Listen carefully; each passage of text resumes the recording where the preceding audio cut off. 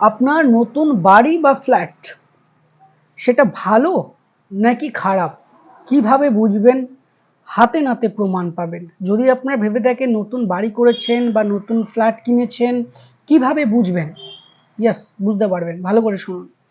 কোনো নবজাত শিশুকে সেই নতুন বাড়িতে প্রবেশ করাবেন।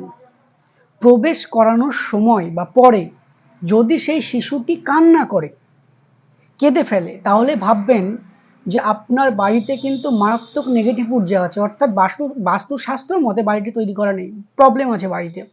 যদি দেখেন যে না, বাড়িতে প্রবেশ করার পরে সেই নবজাত শিশুটি, সদ্যজাত শিশুটি কাঁদছে না, হাসছে, তাহলে ভাববেন যে বাড়িটা পজিটিভ এনার্জি আছে, বাড়িতে কোনো প্রবলেম নেই। এটা থেকে হাতে নাতে প্রমাণ কিন্তু পাবেন। অনেকের ক্ষেত্রে বাড়িতে শিশুরা কান্না করে, তাহলে জানবেন বাড়িতে কিন্তু প্রবলেম, অতি অবশ্যই নেগেটিভ ঊর্জা।